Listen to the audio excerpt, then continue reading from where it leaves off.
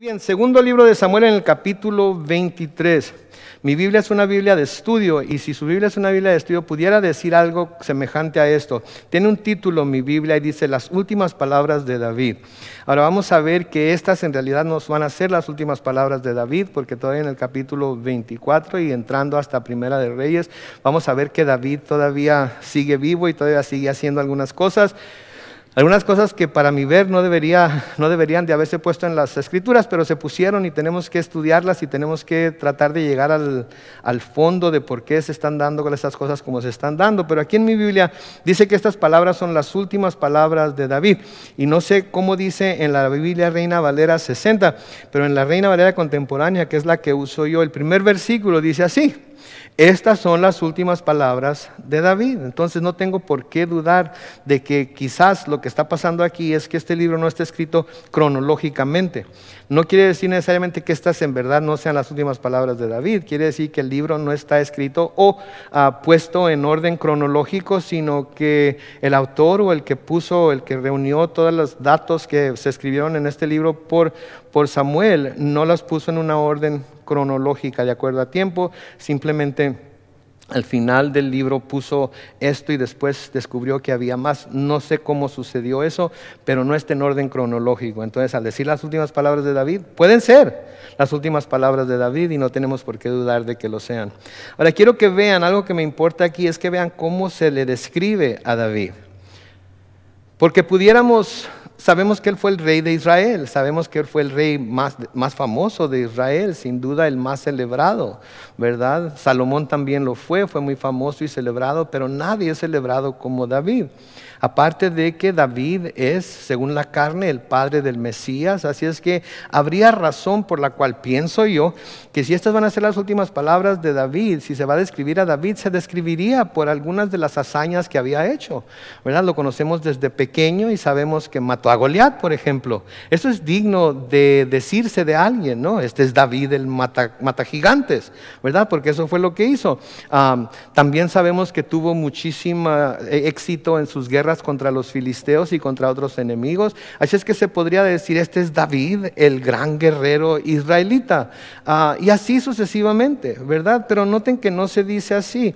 Se dice que este es David, el hijo de Yesé. El hijo de Yesé. Y así se expresó, sigue diciendo ahí el versículo 1, el dulce cantor de Israel, el hombre exaltado y ungido por el Dios de Jacob. Entonces, podemos ver aquí que David no era de descendencia real, ¿verdad? Era de la tribu de Judá, de donde iba a nacer un día el Mesías, pero él a su conocimiento, al conocimiento de su padre, al conocimiento de su abuelo, de su abuela, bisabuelo, bisabuela, no era nadie que pudiera en algún momento dado llegar a ser el rey de Israel. Se le conoce entonces simplemente como el hijo de Yesé, en inglés se le dice Jesse, en la Biblia Reina Valera 60 se le llama Isaí. Ahora, no solo eso, pero debemos recordar quién era la mamá de David. ¿Se acuerdan quién era la mamá de David? O la bisabuela, perdón, no la mamá de David. ¿Se acuerdan? Lo vimos en la genealogía de Jesucristo. ¿Se acuerdan? Era Ruth. ¿Ok? ¿Y Ruth quién era? Ruth era una moabita. Y los moabitas no podían ser parte de la congregación de Israel sino hasta la 10ª generación. Entonces, en otras palabras, si una persona moabita emigraba a Israel, tenían que pasar 10 generaciones de esa persona moabita para que sus descendientes de la persona de la 10ª generación pudieran ser aceptadas en la congregación de Israel. Pero aquí vemos que David es como la 3ª generación después de Ruth. Entonces no había ninguna razón por la que ella, ni él por ser de descendiente de moabita, pudiera ser parte de Israel. ¿Sí? Pero noten también que se nos dice que fue el cantor de Israel y que fue el hombre exaltado y ungido por el Dios de Jacob. Jorge, todavía se está oyendo el zumbido, a ver si lo podemos controlar un poco. Entonces, era el ungido de Dios.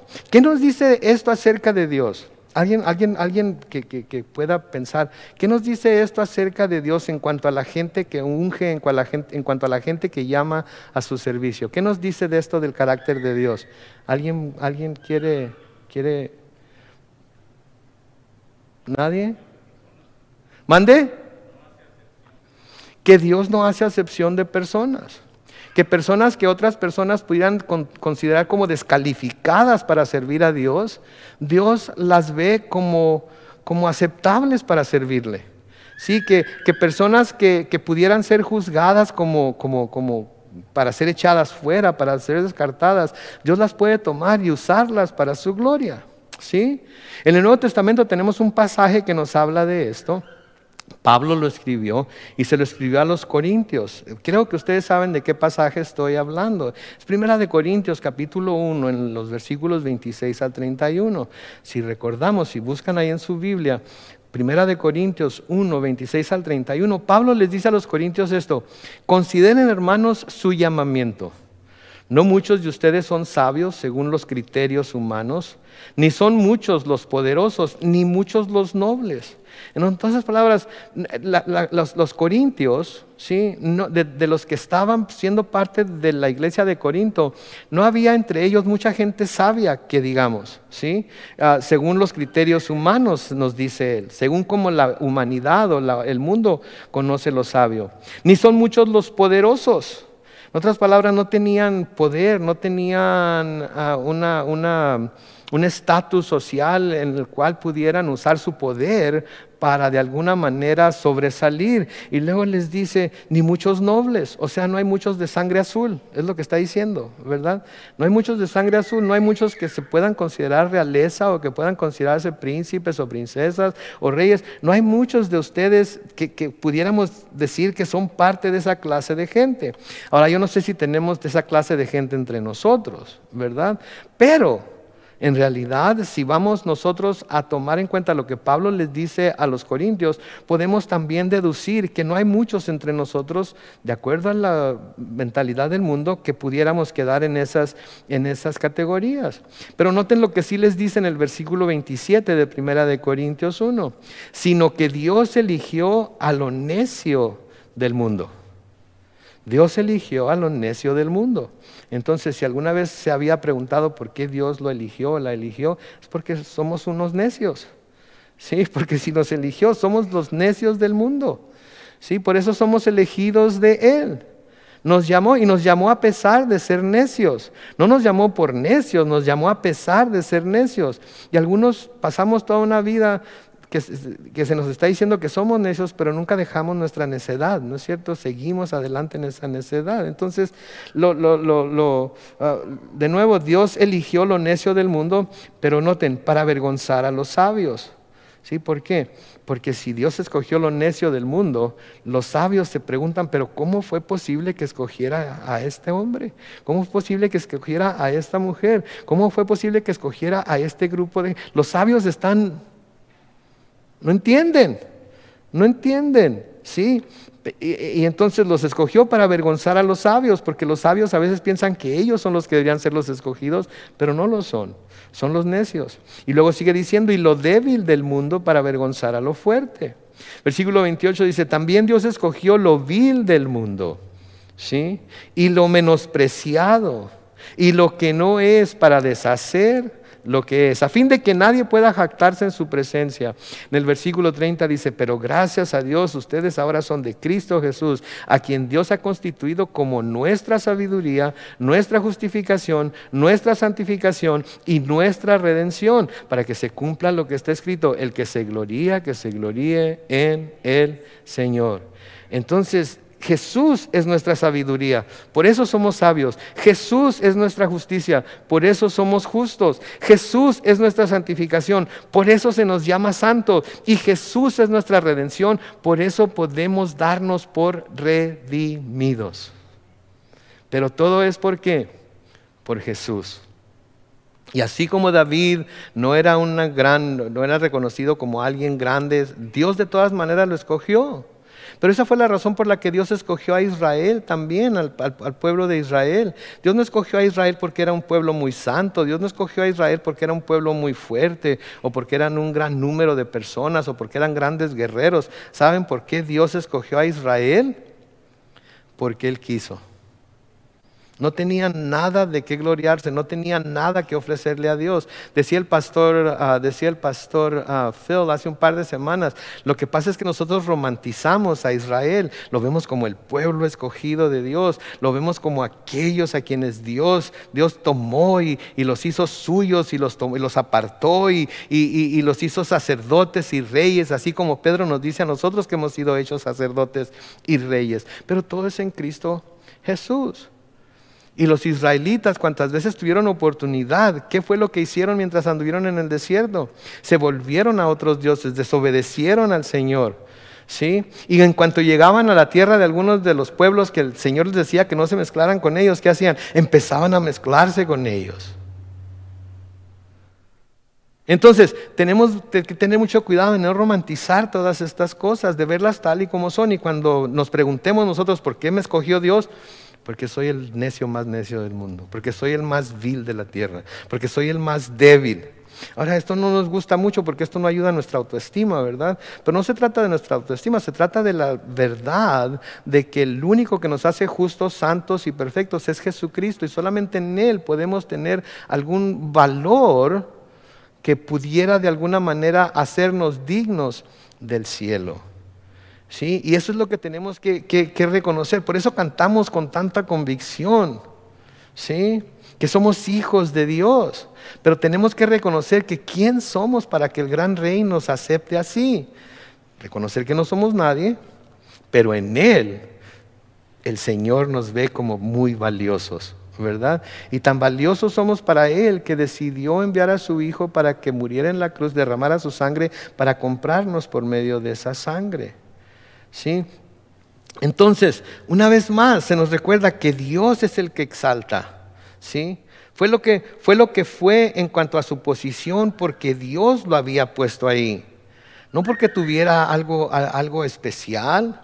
Aunque Dios le dotó de muchos dones, ¿no es cierto? Le dio el don de tocar el arpa, le dio el don de componer canciones, cantos y salmos, canciones, le dio el don de discernimiento. Es más, como vamos a ver, hasta profeta lo hizo. ¿Pero por qué? Porque Dios lo escogió para hacer. No era nada de eso antes de que Dios lo escogiera. De hecho, en 2 de Samuel, en el capítulo 7, en los versículos 8 y 9, cuando David está contemplando construir el templo de Dios, Dios envía a Natán a hablar con David y le dice, dile también de mi parte. Ahora, Dios le está diciendo aquí al profeta Natán que le diga a David, yo, el Señor de los ejércitos, te saqué, ¿de dónde? Del redil, y te quité de andar tras las ovejas para ponerte a gobernar a mi pueblo Israel. Yo he estado contigo por donde quiera que has andado, he destruido a los enemigos que has enfrentado y te he rodeado de gran fama, te he hecho famoso entre los famosos. ¿Por qué era David quien era entonces? Por Dios. Y nosotros somos quienes somos por Dios, porque estamos en Cristo. Y Dios nos escogió así como somos, con todas y nuestras idiosincrasias, así como somos, con todos y nuestros defectos, así como somos, con todas y con todo y nuestra manera de pensar, que a veces no va muy de acuerdo con lo que Dios dice, ¿no es cierto? Y a veces hasta nos salimos del huacal bien feo, así como David lo hace. Pero es Dios el que pone reyes, es Dios el que quita reyes. En Daniel capítulo 2, los versículos 20 al 22, dijo Daniel, bendito sea por siempre tu nombre, oh Dios, porque tuyos son el poder y la sabiduría. Tú cambias los tiempos y las edades, y a unos reyes los pones y a otros los quitas. Y los sabios y entendidos les das gran sabiduría, y les revelas lo profundo y lo escondido. Tú conoces lo que está en tinieblas, pues en ti habita la luz. ¿Qué quiere decir eso? Que donde quiera que esté Dios, hay luz a fuerzas. Y si hay luz, entonces se puede ver todo lo que se es, todo lo que hay, todo está claramente revelado delante de Dios. Y por eso la luz de su palabra nos revela a nosotros también quiénes somos, para que así podamos buscar en Él las cosas que necesitamos para servirle. Las cosas que necesitamos para ser un pueblo de sacerdotes y reyes, como nos dice Pedro. Todo lo que necesitamos para poder llevar a cabo todas las tareas y todas las obras que Él nos ha dejado para que hagamos, ¿sí? Ninguno de nosotros estamos capacitados para hacerlo por nosotros mismos, lo necesitamos a Él. Si en el Salmo 75, noten, los Salmos 75, versículos 4 al 7, a los insensatos les digo, no sean arrogantes, a los impíos no sean orgullosos, no hagan alarde de su poder, no levanten tanto la nariz. Me fascina cuando la Biblia habla así tan claro y podemos ver tan claramente la imagen, ¿verdad? No levanten tanto la nariz, ¿verdad? Así como, ¿qué está diciendo? Es así como que... ¿Tú quién? ¿Y tú quién eres? ¿Verdad? Le está diciendo el Señor, no hagan eso, no hagan eso. No se crean mucho. Pablo nos dice que no debemos de creer más de nosotros mismos de lo que debemos, ¿verdad? Debemos mantener un espíritu humilde, ¿sí? Entonces no levanten tanto la nariz. Noten el versículo 6 del Salmo 75. El juicio no viene del este, ni del oeste, ni del desierto, ni de las montañas. El juicio proviene de mí, que soy Dios. A unos humillo y a otros enaltezco. A unos humillo y a otros enaltezco. Entonces es para Dios y es de Dios el derecho tanto de humillar como enaltecer. Me viene tanto a la mente lo que está pasando en este país ahorita. Me viene tanto a la mente que hay quienes creen que de alguna manera tuvieron algo que ver con el cambio de presidente. Y permítanme sugerirles, ¿sí?, que Dios permitió que pasara lo que pasó. Él permitió que pasara lo que pasó. Y permítanme decirles también a los que ganaron, que no ganaron porque fueran mejor que el que perdió. Ganaron porque Dios permitió que ganaran. Por las buenas, por las malas, por fraude o sin fraude, como haya sido, Dios permitió que ganaran.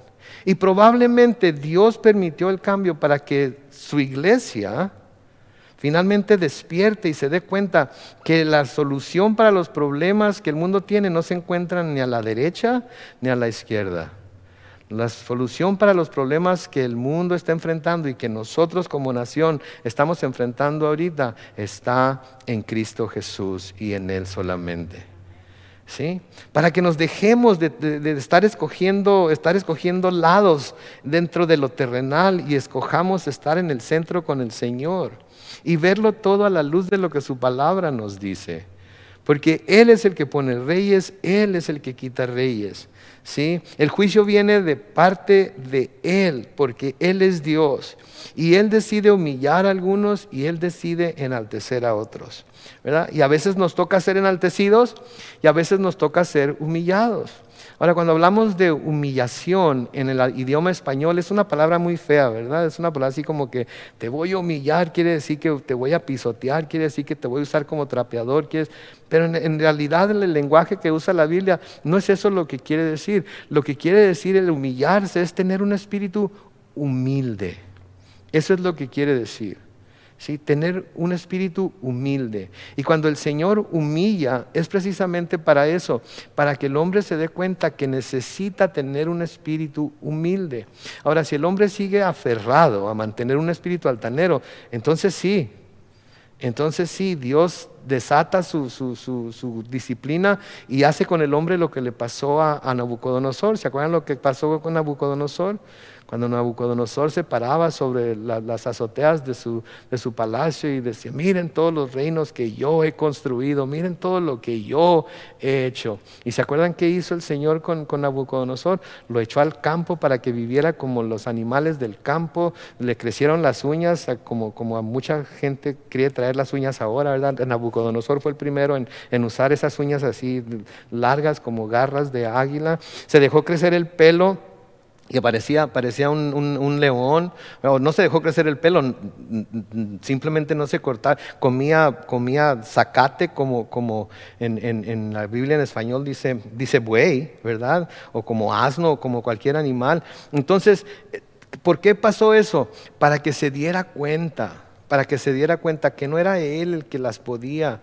Dios le había permitido hacer todo lo que estaba haciendo, inclusive el haber tomado cautivo el reino del sur de Israel y llevárselo en exilio a Babilonia. Todo eso lo permitió Dios con su pueblo escogido.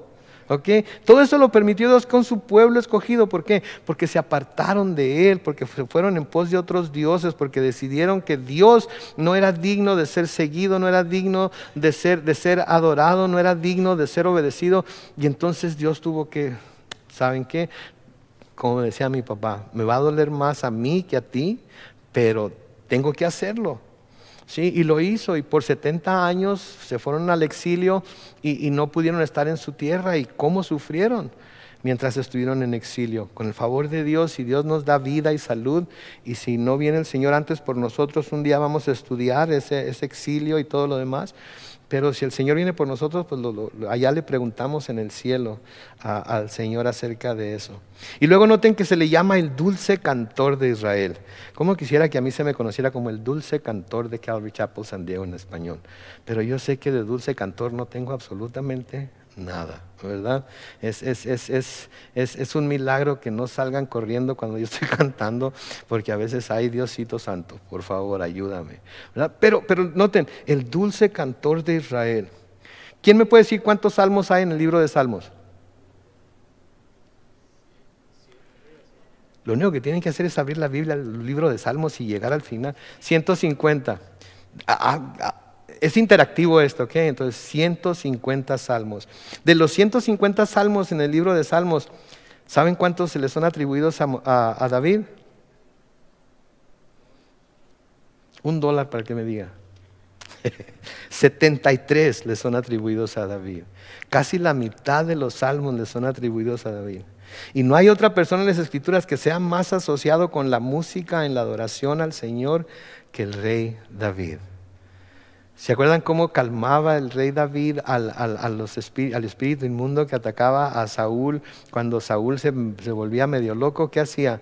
Le tocaba el arpa, tocaba su arpa y hacía que la música... Por eso la música es tan importante, mis hermanos, por eso la música es tan importante, por eso tenemos adoración aquí. No tenemos adoración para que los que están acá enfrente tengan una plataforma para demostrar lo bien que cantan o lo bien que tocan, o etcétera, etcétera. Es una plataforma para que nos dirijan a nosotros en adoración, en canto, sí, en una forma en la cual nuestro espíritu puede, de hecho, encontrarse con el Espíritu del Señor, porque eso es lo que la adoración debe hacer. Y no es nada más una preparación para lo que viene. ¿Sí? Por ejemplo, podríamos decir, no es una preparación para cuando viene el mensaje de la palabra.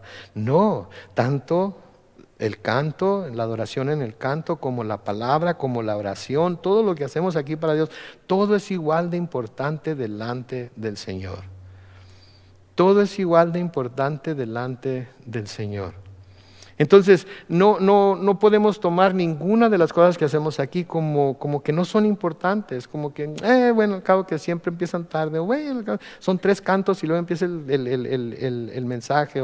No, todo es importante, ¿sí? Y David fue conocido precisamente por su asociación porque estaba completamente entregado a la música en la adoración al Señor, ¿sí? Y nadie, de nuevo, en ninguna parte de la Escritura es más mencionado por eso como David. Y luego noten de nuevo que se le llama el hombre exaltado y ungido por el Dios de Jacob. ¿Saben cuál es el nombre o la palabra que se traduce ungido en hebreo? Es Mesías. Mesías, eso quiere decir ungido. En griego, Cristo, eso es lo que es la palabra para ungido. Entonces David no era el Cristo, pero era el Mesías o el Cristo, que era rey del pueblo de Israel, escogido por Dios para eso. Ahora, el único que fue escogido como Cristo para que muriera por el pecado de la humanidad fue Jesucristo, ¿verdad? Pero David también fue conocido como el ungido de Dios. Sí, es una de las figuras, como les había dicho anteriormente, más prominentes de la historia del mundo. Y ciertamente de los personajes más prominentes de la Biblia. ¿Sí? Es el más famoso de los antepasados de Cristo Jesús. Jesús no era llamado el hijo de Abraham, no era llamado hijo de Jacob, ¿sí? Era llamado hijo de ¿quién? De David. Y saben ustedes que ese es el título que más se usa en el Nuevo Testamento para describir a Jesucristo, el hijo de David. El hijo de David. ¿Sí? Ningún personaje de la Biblia, esto es muy importante, ¿ok? Esto es muy importante porque a veces nos enfocamos en otros personajes, pero ningún personaje de la Biblia, escuchen esto, ilustra más plenamente la escala moral de la naturaleza humana. Ningún personaje, porque un momento podía estar acá, bien pegadito, caminando con Dios, alabando a Dios, obedeciendo a Dios, haciendo la obra que Dios le había dado, y otro momento estaba por acá en una cosa completamente opuesta, en una forma de ser completamente opuesta a lo que Dios quería. Por ejemplo, es difícil concebir en nuestra mente que el hombre que escribió el Salmo 23, Jehová es mi pastor, nada me faltará. Sí, aunque ande en valle de sombra de muerte, no temeré mal alguno. Aderezas mesa delante de mí, delante de mis angustiadores. Sí, en la casa de Jehová moraré por largos días. Es imposible concebir que el hombre que escribió todo eso pudo hacer lo que David le hizo a Urías, al esposo de Betsabé. ¿Sí? ¿Cómo es posible? ¿Cómo reconciliamos una cosa con la otra? ¿Sí? ¿Cómo reconciliamos lo uno con lo otro? Ahora, sin excusar lo que David hizo, debemos considerar el espíritu de la época en la que él vivió y las tentaciones relacionadas con un poder casi ilimitado. Alguien dijo esto, escuchen: el poder tiende a corromper y el poder absoluto corrompe absolutamente. El poder tiende a corromper y el poder absoluto corrompe absolutamente. Entonces un hombre como David, que tenía todo el poder y aparte que se sabía respaldado por Dios, sí, un hombre que todos admiraban, un hombre del cual las doncellas de Israel decían, Saúl mató a sus miles, pero David a sus 10,000, y lo adoraban a David. Lo miraban como el gran rey. Sí, imagínense, era músico, era guerrero, tenía a Dios de su parte. Se nos dice que era guapo, sí, rubio. ¿Necesito decir más? Las chamacas se han de haber estado volviendo locas por él. ¿No es cierto? Y eso fue lo que le pasó a David, que porque tenía ese poder casi ilimitado, porque tenía el poder absoluto del reino, el poder absoluto lo corrompió absolutamente. Y suele suceder suele suceder en nuestro tiempo también. ¿Han leído o escuchado o visto las noticias últimamente? ¿Cuántos hombres poderosos, prominentes en la política, en las noticias del mundo del entretenimiento han sido acusados por una gran cantidad de mujeres de acoso sexual y de cómo las han presionado para tener relaciones con ellos a cambio de dejarlas avanzar en su carrera? Sí, sin hablar de los que están acusados de pederastas. ¿Sí? Tenemos Weinstein, ¿o cómo se llama, verdad? Que está en juicio ahorita en Nueva York y todos sus ecuaces, sus achichincles que tenía y la isla que tenía, y hemos leído acerca de ello es tremendo esto, ¿sí? Y no solo en Hollywood, sino que también en las iglesias. Tanto en la iglesia tradicional como las iglesias protestantes y evangélicas. Un gran pastor de Calvary Chapel en la Florida, Bob Coy, hace unos años. Se descubrió que estaba teniendo relaciones con 2 o 3 mujeres de la iglesia. ¿Sí? Un pastor muy así, muy hip, ¿verdad? De Hillsong, ¿verdad? Que trae así un corte de pelo medio alocado, anda todo tatuado. Y los tatuajes no tienen nada de malo, eso no tiene nada que ver. Pero lo acaban de descontinuar, de echar afuera de la iglesia, porque también estaba teniendo relaciones sexuales con mujeres de la iglesia. Cuando llega el poder a la mente y al corazón del hombre, el hombre lo más probable es que abuse del poder, porque no tiene la capacidad para mantener el poder bajo control. De una manera o de otra va a abusar ese poder. Sí, por eso debemos de tener mucho cuidado, y eso fue exactamente lo que le pasó a David. ¿Sí? Cosas inmorales delante de Dios y cosas que son crímenes ante las leyes del hombre. En la mayoría de los países son los que estas personas con poder absoluto, y hombres y mujeres, es lo que lo hacen. Ahora, en los primeros años de su vida, David es mencionado como, ¿se acuerdan cómo era mencionado David en los primeros años que empezó a caminar con el Señor, que empezó a servir como rey? ¿Se acuerdan cómo se le describía? Como un varón conforme al corazón de Dios. Así es como conocíamos a David, ¿no es cierto? Digo, hemos estado viendo su vida y hemos visto todas y cada una de estas cosas. Era conocido como un varón conforme al corazón de Dios. ¿Pero siempre fue cierto? No, debemos ser honestos, no siempre fue así. Era un hombre conforme al corazón de Dios solo cuando él guardaba los mandamientos de Dios. Solamente cuando él caminaba con Dios. A veces leemos lo que Pablo dice, ¿verdad? Imítenme a mí como yo imito a Cristo, ¿verdad? ¿Han leído la historia de Pablo? ¿En todo tiempo imitó a Cristo? No. Hubo veces en las que Pablo se enchiló, y cuidado cuando Pablo se enchilaba. Sí, cuidado cuando se enojaba. Sí, pero sin embargo puede decir, imítenme a mí como yo imito a Cristo. Entonces nosotros también, cuando yo esté imitando a Cristo, imítenme a mí. Pero cuando vean que no estoy imitando a Cristo, entonces ¿qué? ¿Me van a imitar de todas maneras? No. Van a decir, pastor, la está regando, usted no está imitando a Cristo ahorita, así es que yo no puedo seguir ese tipo de comportamiento. Así que si quiere que lo imite, imite a Cristo. Y todos debemos de ser honestos con nosotros mismos, mis hermanos. Debemos andar en la luz como Él está en la luz. Nos gusta decir, hagan lo que yo digo y no lo que yo hago. ¿Funciona eso?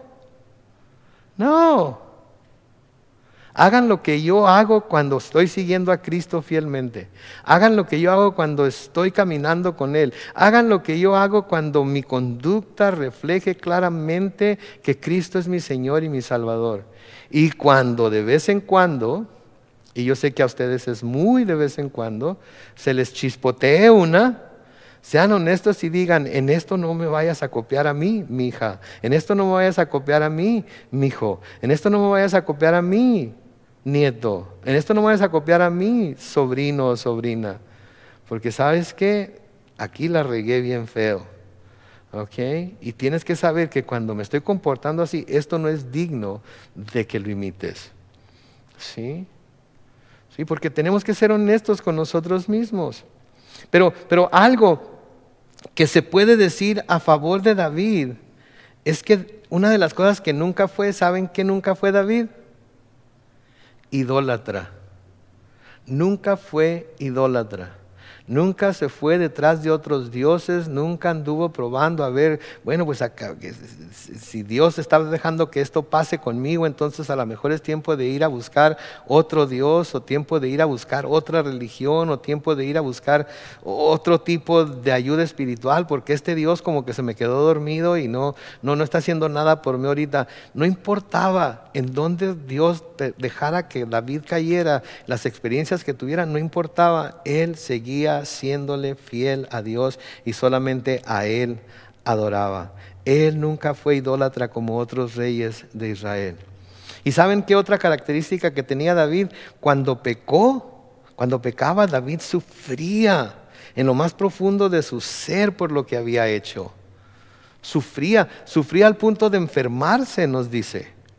Sufría al punto de enfermarse, no lo dejaba así que le valiera, no pecaba y al cabo estoy bajo la gracia. ¿Sí? No pecaba y luego, al cabo Dios comprende que soy débil. Pecaba y no decía, lo único que Dios espera de mí es que le falle, así es que... No, David pecaba y se lo sentía en lo más profundo de su ser. Sentía la convicción.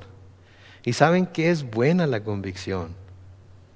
Es buena. Cuando sentimos convicción debemos hacerle caso a la convicción, pero no a la condenación, ¿ok? Porque hay dos cosas, hay la convicción y hay la condenación. La diferencia entre la convicción y la condenación es que la convicción siempre nos va a llevar a pedir perdón a Dios y siempre nos va a llevar a acercarnos más a Dios. La condenación nos va a hacer que nos sintamos así como lo peor, como que Dios ya no quiere tener nada que ver con nosotros, como que ¿cómo te atreves a ir a pedirle perdón a Dios? Ni crees que te va a recibir y crees que te va a perdonar, olvídalo. Eso es condenación.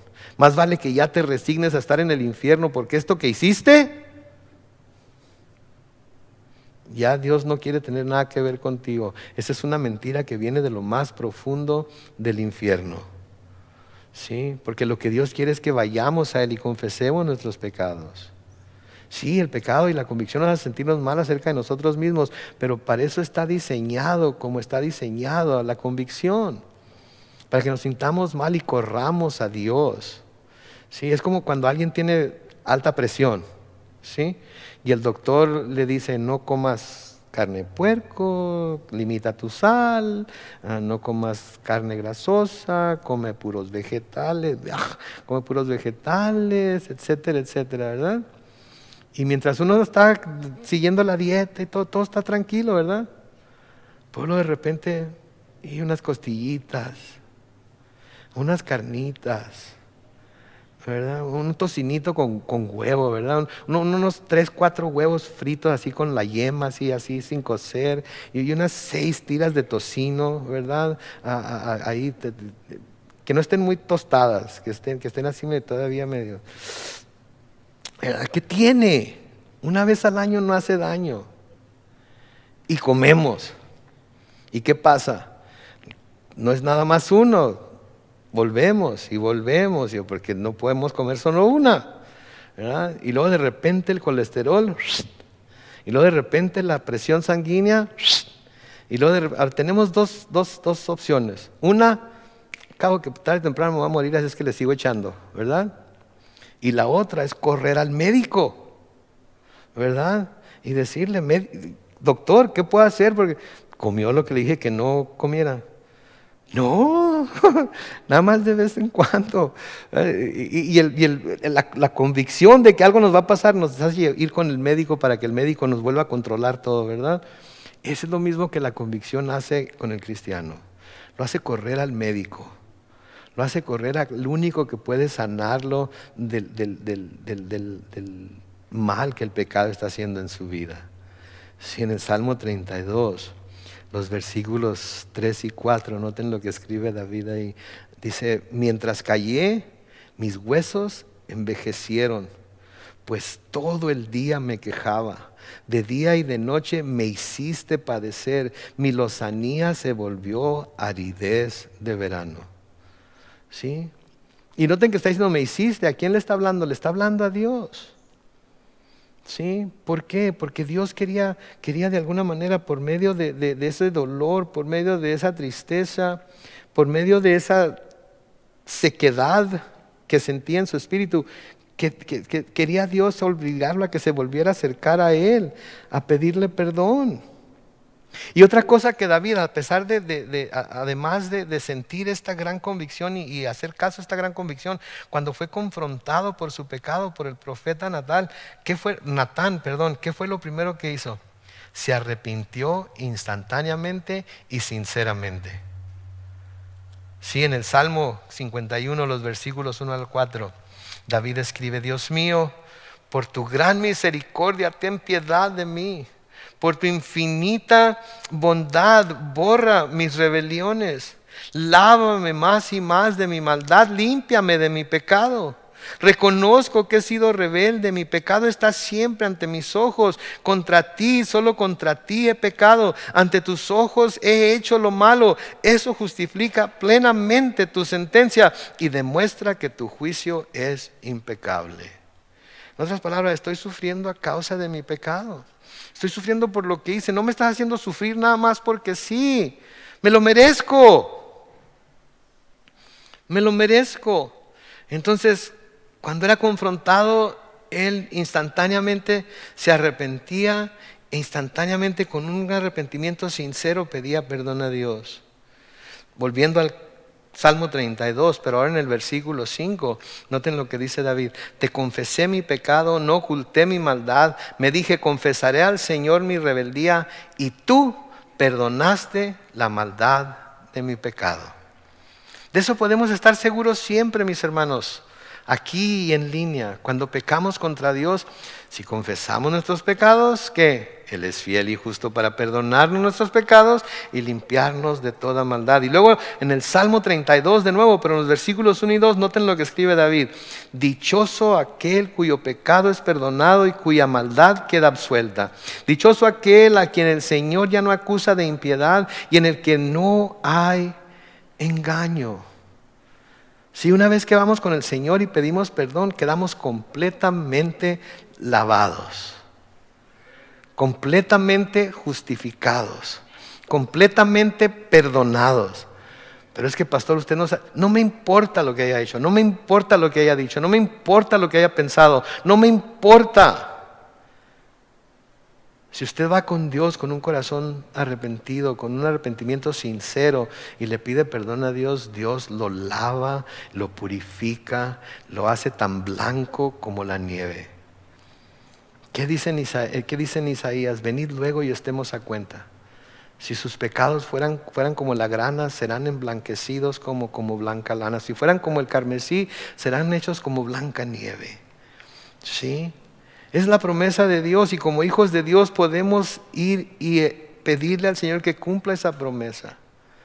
Si ahora David nunca trató de justificar su pecado, nunca trató de culpar a Betsabé de su pecado, nunca trató de culpar a Urías porque no había ido a su casa, tuvo que hacer. No, él simplemente dijo, ¿sabes qué, Señor? Contra ti solo he pecado. Y en su testimonio de quién Dios era y en su adoración, él siempre le fue leal al Señor. De nuevo, como cuando estuvimos estudiando acerca de María y José, Dios escoge a personas ordinarias y a través de ellas hace cosas extraordinarias. Y lo que vemos aquí de David, lo que más notamos aquí de David es que Dios escogió a David primero porque él quiso, esa fue su decisión.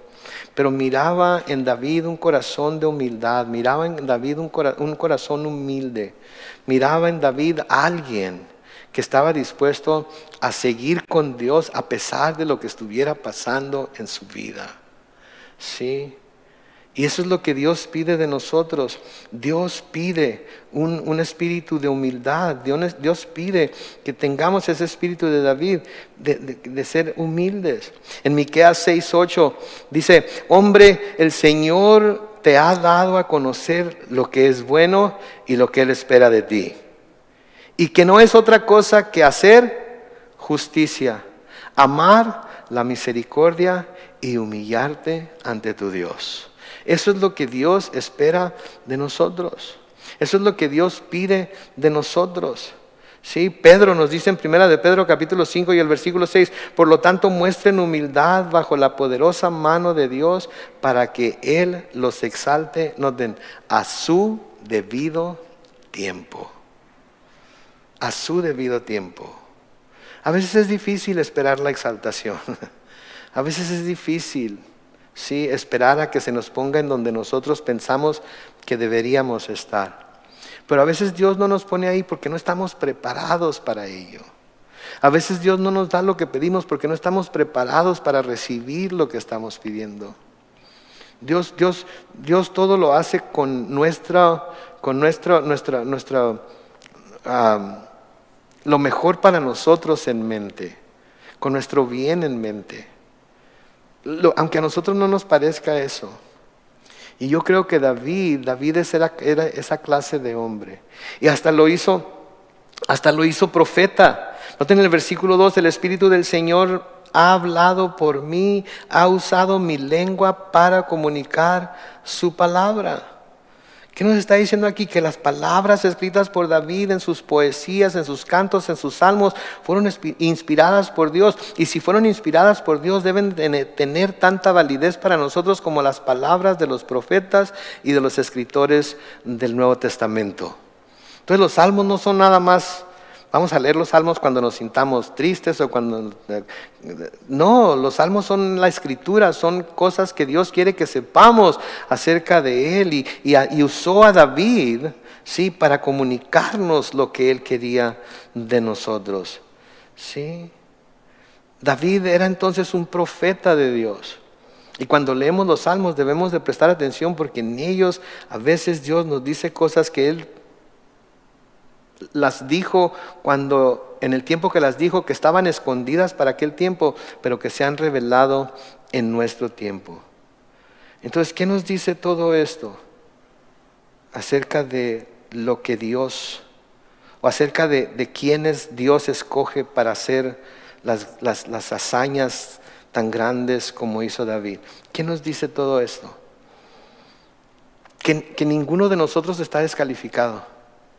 Ninguno de nosotros está descalificado, no importa hasta dónde hayamos caído, no importa qué tan pecadores hayamos sido, no importa qué tan rebeldes hayamos sido, ninguno de nosotros está descalificado para ser cantor, para ser salmista, para ser profeta, para ser todo lo que David fue. Y la pregunta entonces es, y en lo que debemos meditar es, ¿a qué me ha llamado Dios?